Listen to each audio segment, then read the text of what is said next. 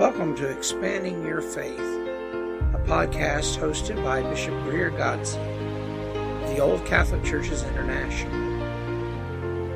Expanding Your Faith brings together a panel of well-educated clergy and laity to discuss modern events with a biblical perspective.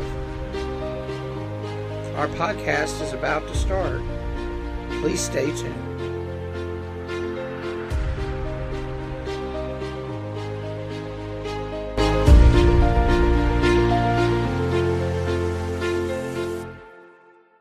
Welcome to Expanding Your Faith, the podcast where we explore the intersection of belief, culture, and society. I'm your host, Bishop Greer, and joining me tonight is Reverend Marc. Greetings, everybody. And Bishop Ben. Blessings to all. And Father Matt. Hello, everyone. And today we're going to be diving into a topic that sits at the crossroads of faith and public life, the challenges Christians face when confronted with political violence and disagreements. In a world increasingly divided by ideology, what does it mean to follow Christ in the realm of politics? How should believers respond to violence, disagreements, and division? Stay with us for this in-depth, thoughtful conversation. So let's start off by looking at some of the historical context of political violence and disagreements. Throughout the centuries, Christians have lived with many different political systems, some supportive of Christianity, some hostile, some even violently oppressive, from the persecution of early believers in Rome to the emergence of Christian political movements. The relationship between faith and politics has never been simple.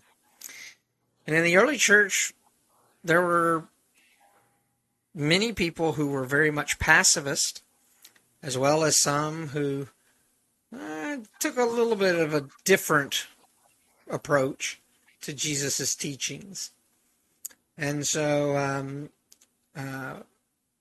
I'm reminded of all of the Christians who spent time running around in the Colosseum, being chased by big kitty cats, which was always fun, I'm sure. Father Matt, do you want to talk about some of the historic pacifism in the early Christian church? Sure. Something that comes to mind are the Quaker pacifist dissenters during World War I. Right. Being thrown in prison just because they felt that it was unethical and against their beliefs to serve in a war that a lot of people were being drafted to. And a lot of the rhetoric that they heard because of their stances is very similar to what we hear today from people that try to take a pacifist stand. So, very much so. And of course, during the Reformation period, we saw the entire, and before the Reformation period, we saw the entire conquest of the Middle East, normally called the Crusades, which were, of course, fun for everyone but the ones on the losing side, of course. And, of course, there was quite a bit of violence between Protestants and Catholics over the years. I'm reminded, Reverend Marc, of, as we were growing up, the conflicts in Ireland, for example, between Protestants and Christians. And so there were a lot of violent uprisings then as well.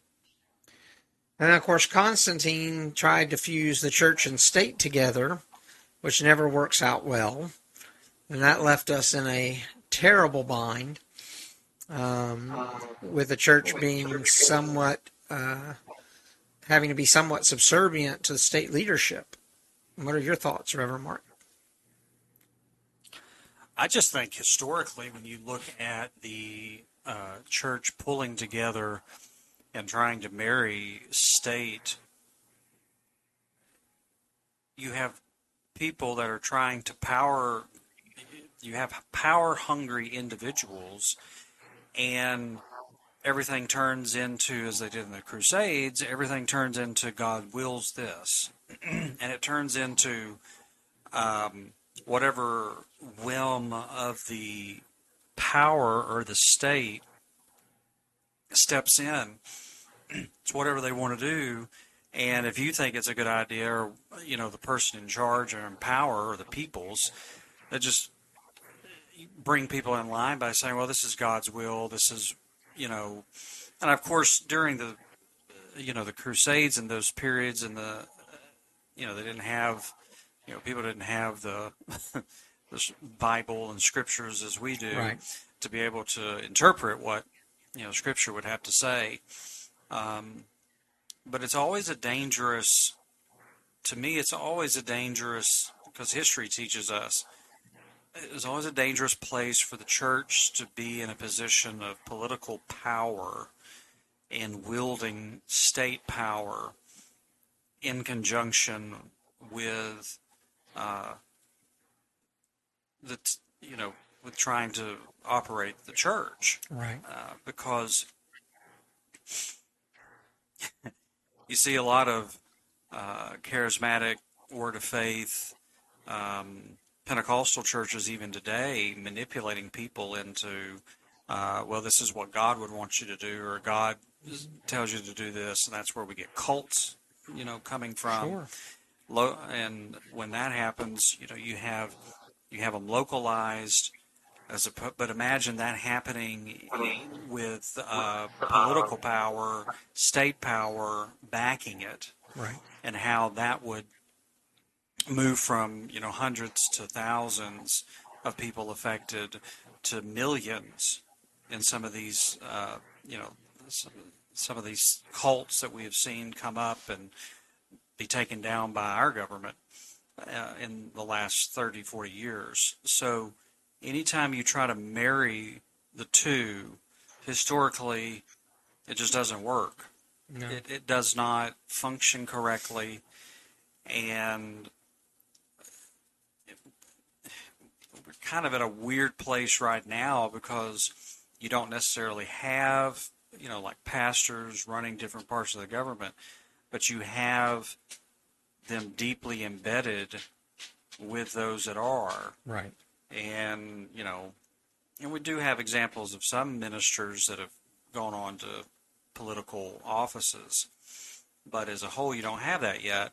But there's such a tight knit group that's in there right now that we're as close as we've been in a long time Right. to that happening. And the church has had to confront these kinds of political divides and political violence even in recent history with things like the civil rights movement, where, state governments were turning water hoses and dogs on people, beating them, the great example of the Pettus Bridge in Selma, Alabama, where John Lewis and others were, beaten within an inch of their lives for marching. And the church came out, most churches came out to support those people that were fighting for their rights, to stand up against that political violence. Yes, there were some that didn't, and they supported the government's actions, but for the most part, most of them, sided with Martin Luther King and the others. And, of course, like anti-apartheid efforts in South Africa. And, even to this day now, the marches and the protests against war around the world that continue to go on almost a daily basis across the country, usually backed by, churches like the Quakers and the Shakers and a lot of your pacifist churches. The UU Church is also big in that movement too. So it's a good thing that the church is standing up against these political violence. So before we move on any further, let's clarify some of our terms. For instance, political violence refers to acts of aggression or harm motivated by political objectives, ranging from riots and assassinations to terrorism or state oppression, whereas political disagreements, on the other hand, is a clash of ideas, values, and visions for society. And as people of faith, it is crucial to distinguish between opposing unjust power and perpetuating violence. You can have healthy disagreement without destructive division. Right. Father Matt, are there some verses right off the top of your head in Scripture that talk about violence that you might want to share with us this evening? A few come to mind. I don't have the chapter and verses, but there's a few that talk about us ending violence and trying our best to resist violence. You know, beating our swords into plowshares and that sort of thing. But there's also anger, justified anger. Jesus talked about having us, confront our enemies with justified anger to bring about change. Those verses always ring true, but to the ends that we're talking about, there's nothing that justifies some of the things that we've experienced in the past week as far as political violence goes. So, right, I'm reminded of, say, Peter and Caiaphas's servant, when he cut off the ear of Caiaphas's servant, and Jesus says, put your sword away. Those who live by the sword die by the sword. Correct. And then heals the servant and restores them to their former glory. Right. So. Right. Your thoughts, Reverend Marc? Well, anytime that we read in Scripture where you have government coming or the church moving into a situation, or Christ speaking towards the what's ruling and what's going on around him, his default is always coming back to just living the life towards those individuals that he was sent here to put on display, period. We see his interaction with the oppressive government there, Rome, by healing the centurion's servant and being open, not pushing him away, but being open to doing that. And so it kind of gives you a little bit of an idea of what his interaction would be. His real beef was with all the religious leaders that were overseeing the Jewish people in where he was at, lived there in Jerusalem and so forth. So, I can only base and look at how he would interact from the examples he gave us, and that would be to interact with the government and the people in that manner to which he was teaching us to live on a whole. Right. And even when confronted with his own ultimate condemnation and crucifixion, which was very much an act of political assassination, right? Jesus went willingly. He didn't go kicking and screaming and fighting, and he didn't raise up an army to wage war against Rome. And so, and Paul reminds us in his letter to the Romans, if it is possible, as far as it depends on you, live at peace with everyone, Romans 12:18. Yeah. And so, that gives us a real thought about that. And, the interesting dichotomy in Paul is that prior to Paul becoming Paul, he was Saul, who went around unaliving Christians. Right. Oh, yeah. And so after his conversion, he very much began to embrace this idea of pacifism, of living at peace with one another, of not getting involved in violent confrontations. And one thing I want to double back on what you just said, when Jesus was pulled away, didn't raise up an army when he was taken to be crucified. Multiple times in his ministry, he was pressed to take authority, right. to become king. Are you going to establish your kingdom? They would ask him. How many times he had the opportunity to do those things, and yet he said, "No, that's not what I'm here for. Right. I'm here to teach y'all how to live after God and to live godly." Right. And he had the opportunity multiple times to do that and refused to pick up the sword. Right. Per se. And so a lot of Jesus' teachings also revolved around reconciliation and peacemaking. Even to the point that as he hung on the cross, he forgave those people who crucified him. That is the biggest form of peacemaking you can have, is to forgive even those people who are doing you harm. No, you don't necessarily want to go up to them and let them crucify you a second time, but you can forgive them, and you can create a peaceful environment because of that. That's right. And we are confronted on a regular basis by a growing sea of violence in our world. And so many pastors, so many churches have stepped forward to say that violence is wrong. We've had, the reason we have this topic tonight is that in the past week, we all were witnesses to Charlie Kirk's assassination in Utah. And while we are quick to condemn his rhetoric and his abuse of people, we also are quick to condemn that kind of violence, because that kind of violence has no place in our society.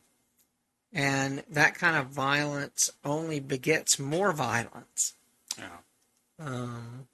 And so it behooves us to work to create more peaceful exchange of ideas, which requires us to sometimes suspend our own anger and frustrations in order to have that peaceful dialogue. Bishop Ben, your thoughts?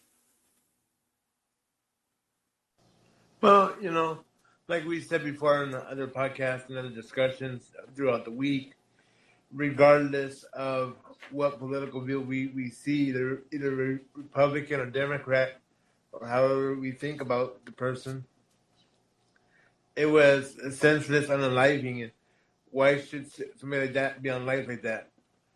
Right. I do feel for his family and his friends, because they're the ones that are truly suffering. Right. It leaves a great hole in their lives, as well as right. the fact that now that everything is broadcast around the world 10 times over, they have to live with those horrible images right. for the We rest also of have their to lives. think about his family too. Right. His mom and dad, his sisters and brothers, they're also affected by this. So how do we support victims while also speaking truth to power? We'll start with Father Matt. For me, speaking for the victim would be, especially in this instance, saying what was wrong with the situation, with the act of violence. Right. Whether you agree or disagree, as Bishop Ben said, no one deserves to die the way he died. And that we just have no place for that here in our country. But for us to to stand, we need to stand in the middle between the two sides, especially as clergy people, and kind of direct the conversation to be more of a peaceful conversation versus resorting to violence would be the main goal. Absolutely. I saw Reverend Marc's wheels turning. Well, we have multiple examples of what to do in the case of extreme disagreement with people, or in the case of extreme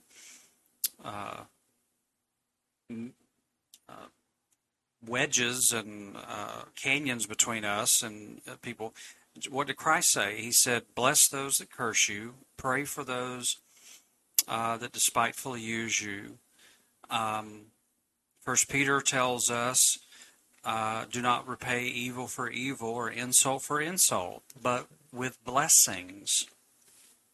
And if we're going to be people that intersect and bring our faith into political discussion and bring ourselves into, what's going on around us, we can't lose who we are. And we can't let circumstances change us. We are either people that follow after Christ, that tells us to pray for our enemies, to bless those that cursed us, and the epistle of Peter telling us don't repay evil for evil. We're either those people or we're just, churchgoers, Right. And if we truly believe that the words and the teachings of Jesus are vital to a world of peace and harmony and love, we take that mindset into our discourse, and when we don't agree with people, we don't repay insult for insult. Right. One day, and I'm going to have to really reel this in because this is going into my sermon for tomorrow, but one day we're going to get that, or we're going to be on the sidelines praying that we would have gotten it. Right. Because we are getting nowhere with coming back at folks with our anger, with being ticked off, with, oh, you don't agree with me, so you must want me dead. And don't misunderstand me. There are people out there that probably do want certain groups in our society dead. Right. But we have to pull ourselves in and realize that not every person in the world that has a disagreement with us wants us unalived, wants us at a place to where that's just not the case. And we have to draw the line between radical individuals and the people that are inciting violence towards us versus, hey, I don't agree with you. Right. And we have got to learn that, otherwise we are going to see the escalation of what we're seeing. I have to take into my conversations those things. I bless people that are on the opposite side of me. I pray for them, and I pray for myself. Maybe I'm missing it. I mean, dear God, what a concept. Perhaps I'm on the wrong side. Right. I know that is unfathomable for most of us when we're having disagreements, that we might be in the wrong, but we don't ever think that. We think we've got the market and the monopoly on a thought or an idea in a particular area. And honey, sometimes we're wrong. And we need to humble ourselves when we are wrong. And I have another pet peeve of all this stuff. We debate too much. We're debating too much. We're not listening enough. We've got too much debate going. we're trying to throw so much information at people to overwhelm them, and we're not listening to one another to hear where somebody's coming from, to offer things of substance. So, sorry, that was kind of that was a little bit of vegetable soup there, a little bit of everything. That's a good point, though, and I want to go back to something you said just a second ago, and that is, we have allowed ourselves as people of faith to take the old road approach of an eye for an eye and a tooth for a tooth. Yep. We're called not to retaliate against people, and an eye for an eye retaliates against them. Yep. And so that's the novel concept of Jesus' teachings were, if someone presses you to go 1 mile with them, go 2. If someone demands your coat, give them your tunic as well. So it's not this eye for an eye that we see going on around us in the world right now.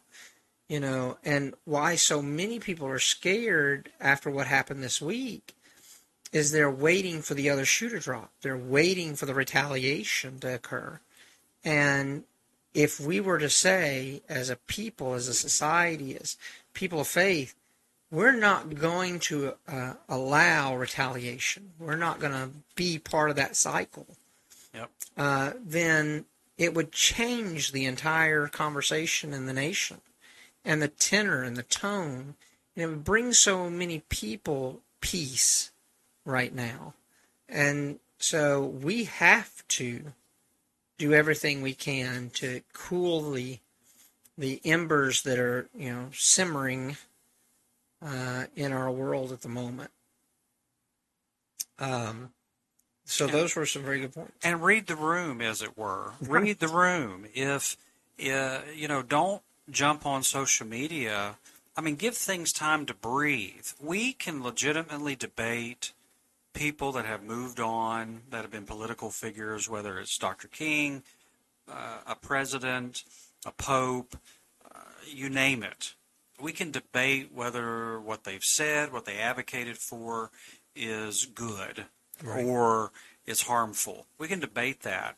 But my Lord, when things are flaring like they are, don't give in to feeding it and being, he was he wasn't a great person. I mean, we're sad that this happened, but here's this and this. You are feeding it and you're giving into it, and you're just let it breathe, come back to it, because it's right to have those discussions. It's right to examine political, religious figures that have moved on, whether they, moved on naturally or unfortunate circumstances like we just experienced that are horrendous and awful. Right.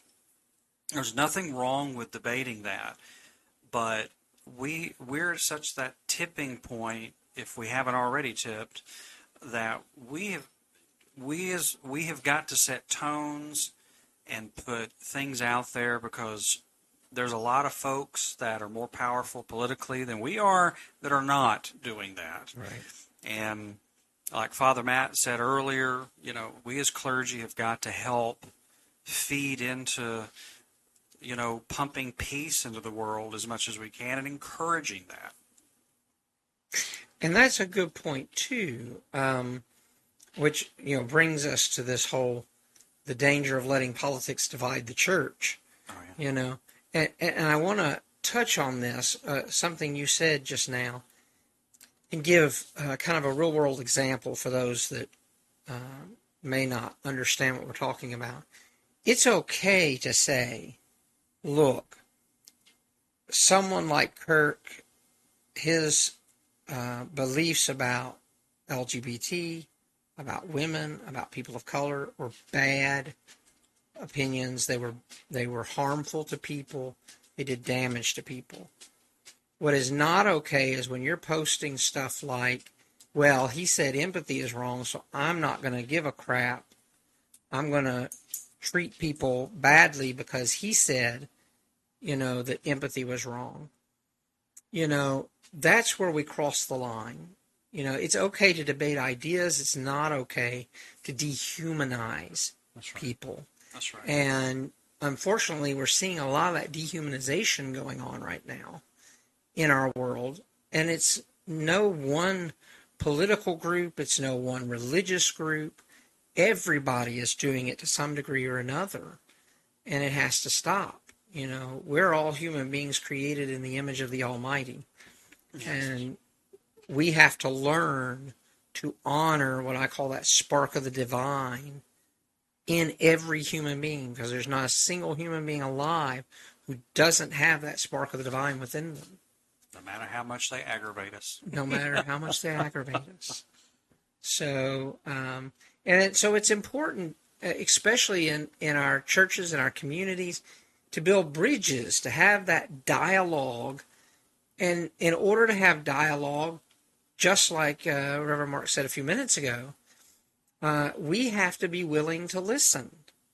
You know, you can, if you are not listening but only talking, then it's a monologue. It's not a dialogue. That's right. And that, unfortunately, is what society is focused on today, is monologue. Everyone wants to get up and spew their opinion, but they don't want to listen to anyone else's beliefs or opinions. And they don't respect other people's beliefs and opinions. Father Matt, your thoughts? Well, just to piggyback off what you're saying, it's true. A lot of what modern social media and the way that people get their news, it's like an echo chamber, because you're only getting snippets of things that you personally believe in. There's no longer this, let me find the best news source so that I can get the middle ground. Right. That's right. There needs to be a way of us refinding middle ground to be able to move these narratives and these conversations forward in a way that's best for everybody and not just one-sided. And that's I might have lost the train, but that's where I was going, was that we need to find the middle road and walk the middle path. Right. So, and social media does not help us walk the middle path. It does not. Social media can amplify political disagreements and inflame passions. Christians are called to be salt and light even online. But unfortunately, we give into the temptation to argue or attack when we really should be practicing the spirit of discipline and restraint. Yes. Bishop Ben, how do we engage online with wisdom, respect, and the fruit of the Spirit when we're talking with people we disagree? What are some of your thoughts on how we can do that? You know, that's a very good question. And, you know, it's funny you asked that question, because I was on a podcast last night with one of my friends. He does a circular podcast, and we were talking on this very subject of ramifications of your persona online. You know, everybody has the tendency of putting fuel on the fire. Right. In case in point, like the Charlie Kirk unaliving, people are saying the most vile things. You know, I just tell people on the podcast, you know, our words have ramifications. They certainly do. And the thing is, they'll come back to get you one day. Not right now, but they'll come back to get you. So you have to think, even as religious people and people as clergy, we have to think, what's in our heart? How do we truly behave? Do we want to put that persona of us being bad, or do we want to put a good leg forward and say, hey, this is not appropriate. Can we do better? Agreed. And of course, part of what creates that atmosphere of disagreement, that atmosphere of fighting amongst each other, is the fact that we tend to live in echo chambers now. We surround ourselves with only people that believe the way we believe, think the way we think, and we also allow ourselves to be drawn in by misinformation. And there's a lot of misinformation out there in the world. And it only takes a few minutes to, go and say Google something. and find out, is this true or is this not true? And instead of doing that, we are allowing that misinformation to form our thoughts, to anger us, to inflame us, and then we just go off on people, and it creates a destructive debate. Well, we're so geared to instant this, instant that. We're so geared to quick this, quick that. Media companies want to be the first to report something. We want to be the first to throw out our unique quote-unquote perspective. And we get consumed by things that folks have thrown out there, and maybe they write it up, and it's something like it sounds like it's legit or whatever, and then you do a quick Google search and you find out, no, this is not accurate, and so on. And so it's okay to not be the first one to jump up and down and shout from the rooftops about something that you know 5% of. It's okay to let something happen, or to let something build with information, so that you can have a good foundation to throw your opinion out there, whatever you think. And there's been many a times that I was like, oh my goodness, it should be this way, this way, this way. Then when all the facts come out, you're like, ooh, boy, I'm glad I didn't weigh in on that on social media and make myself look whatever. So it's important to be okay with sitting back and letting information come to you, fact-checking things, and making sure that you're accurate in assessing the situation, as opposed to being, having a blinder on because you don't have what all's really happened. Right. And, I love people in my life and friends or whatever, but I don't necessarily immediately jump on a bandwagon because somebody says, oh, it's this, this, and this. I go do my own homework and just double check.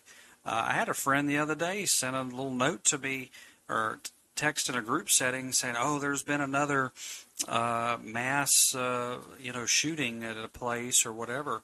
And come to find out that that actually didn't happen. Right. Right. And so we were all like worried and, oh my goodness, and then I start looking through, there's nothing. So it's okay to step back and say, let me really see what's going on. Let me do a little digging. And I think we're seeing a lot of that right now with people being misinformed about various people's rhetorics, and just, oh, a friend told me this, and they heard it from their friend who heard it from their cousin's best friend. You're going, oh, my Lord, okay, all right. The worst version of the game telephone, right? Right, exactly. And it's okay, folks, to unplug from social media once in a while. Amen. We kind of live in a society now where we feel like we always have to be plugged in. You don't have to always be plugged in. Mm-mm. Sometimes it's okay to take a break for a day or two. That's right. The world will not end if you're not on Facebook every single day. It's like those early cell phone batteries where you couldn't leave them plugged in all the time. You had to take them off, otherwise the batteries would explode. Right. We're like that. If you're constantly plugged in, you're going to explode at some point. So what is retreating is good. Yes. Right, absolutely. So what does peacemaking look like in practice? One of the things that we, as people of faith, have is one of our greatest tools for peacemaking is reconciliation and forgiveness. Sometimes the biggest way of keeping peace, sometimes the biggest way of fostering peace in a violent society and in a society full of disagreements is just to say, you know what? I forgive you. I know you don't mean the things that you're saying. You don't really feel that way. And that's okay. I forgive you. And let it be. Let it go. And one of the hardest things to do one of the hardest things to do, especially these days, is to pray for our leaders, especially those we disagree with. I'm sure all of us on this panel have had situations where we have prayed for our elected officials, even some of the most innocuous of prayers for them, and had people get angry at us. Oh. You know? Oh my gosh, yes. And so we have to, help form those people's consciences to understand this. We're not praying for the person because we agree with them or we support their actions. We're praying for them for their conversion, for their souls, for the betterment of those around them and the world as a whole. We're stuck with them. I mean, Right. we're stuck with them. And what would be one of the greatest benefits to anybody is to see with clarity and then move in the direction of good. Mm-hmm. And so by praying that God will open their eyes and hearts and show them what's good and wholesome for their lives, and of course, since they're in political positions, the lives of so many, what would be one of the greatest answers to prayer is that they are motivated towards good and godly things, right. And to focus in on that divine that's inside of them and say, God, let them be motivated towards grace and mercy. Folks, when we pray or we believe or we hope in those types of directions for people, what do you want? Do you want them to continue to go down the path of darkness or go down the path that isn't towards the good of humanity? Is that what we want? So our alternative and our answer is I'm going to pray for that person and believe that their eyes will be opened and that God will show them how to rule justly, how to govern justly, and to move in the direction of that which is wholesome and good. And I'll continue to do that. I've prayed that for people that I voted for. I prayed that for people that I didn't vote for. I pray for that for people I agree with. And I pray that for people where I was like, God, just quickly get them out of office. And so that keeps our hearts in line. And it is our responsibility to help bridge the gap by mediating conflicts. During the Civil Rights era in particular, Martin Luther King Jr. routinely met with both sides of the civil rights debate to try to foster some sort of unity and agreement. His work was able to bridge a gap and to convince President Johnson to sign the Civil Rights Act that he had been absolutely opposed to for most of his political career. Right. But by sitting down with MLK and with some of the other leaders of the civil rights movement with the president, they were able to turn his opinion and help him see that it was a good thing to do. And so he did it. And so it requires that we sometimes put ourselves in that position of helping mediate to have those peaceful outcomes. Father Matt. I wholeheartedly agree with that sentiment. And mediating means mediating for your community as well. Right. People that look and think like you. Especially when you see the conversation going down a path that is not productive. Or healthy, yeah. Or healthy. I was, going down that path this week with a few people in the church. I posted Father Jeff Hood's call to peace on the Charlie Kirk event, and just people were so ingrained in their rhetoric that I had to finally say, look, we need to stop and actually read what I posted, because it's a good call for all of humanity Right. to set aside the tone, have some empathy, and mourn, even though we wouldn't necessarily mourn for the person, and mourn where we are going as a country. It's just, it's so important that we don't lose our identity and who we are. And we're at the verge of doing that, I feel. So looking ahead, how can we as Christians foster hope and unity in these troubled times? What are some of your opinions, Bishop Ben, on how we start fostering that hope and unity? Well, that's a very good question in itself, and there's much to think about. Is what's in your heart? How do you control your thoughts, your actions, your comments? Mostly by being kind. It takes less trouble to be kind than it does to be hateful and use hateful rhetoric. So it's easier just to be kind. Just have a kind soul. Treat people the way you want to be treated. And how do we focus on those core values, Reverend Marc, of love, justice, mercy, and humility in our current climate? I probably would have to fall back to something that a minister friend of mine taught me years ago when I was first starting out in pastoring. And he told me, he said, encourage growth in your congregation by celebrating small victories. Find those small things that you can hone in on and y'all can celebrate together at accomplishing. As hard as it is, sometimes finding the small things that are going on that are positive, that are righteous, and that are that can foster hope, and magnify and amplify those.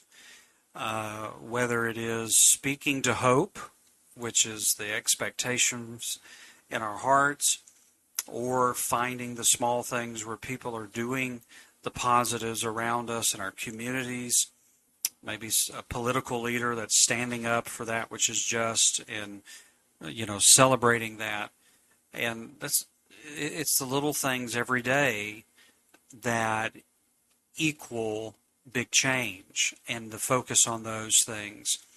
And because there just seems to be so much that's going wrong, but not everything is going wrong.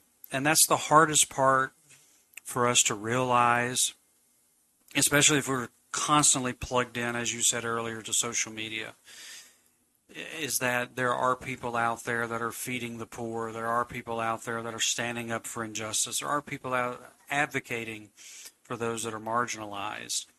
And we need to celebrate those people, those moments, those instances by saying, that's righteous, that's goodly, and drawing as many people's attentions to it. Even if it's one person, that one person can turn into two people, and those two people can turn into four, and so on and so forth, by stirring up that and fostering that hope inside of people. So even at the smallest thing, you think, oh, that's insignificant, celebrate it. Because right now we need as much to celebrate as we can.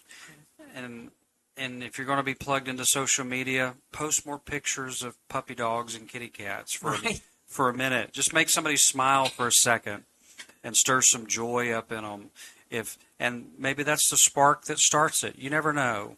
It keeps somebody from falling off the deep end. But as Bishop Ben says, we've got to dig down and spread that kindness way more than we do anything else. I agree. Well, as we wrap up, let's reflect on what it means to expand our faith in the face of political violence and disagreement. May we be known by our love, our courage, and our commitment to peace. I want to take the opportunity to thank Reverend Marc and Bishop Ben and Father Matt for joining us this evening on the panel. It's always a pleasure to have you guys here. We appreciate you hosting us. Same here. Appreciate you. Thank you for having us. Thank you. And because it was such a heavy topic, let's close in prayer. God of peace, grant us wisdom and grace to navigate the complexities of politics with humility and truth. Give us the courage to stand against violence and strength to build bridges in times of disagreements. Unite your people in love and make us instruments of your peace. Amen. Amen. Amen. Thank you all for joining us this evening for Expanding Your Faith. If you've enjoyed today's episode, please subscribe and share. You can always join us on Facebook at Expanding Your Faith and on TikTok on our Expanding Your Faith channel on TikTok. Until next time, may your faith be expanded in every season of life.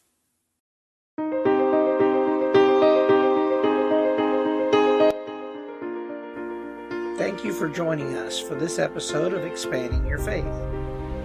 For more information on Expanding Your Faith, check us out on facebook.com/Expanding Your Faith. We are available on Apple Podcast, Spotify, Google Play, and wherever you find your podcasts. Until next week, when we once again attempt to expand your faith, keep shining bright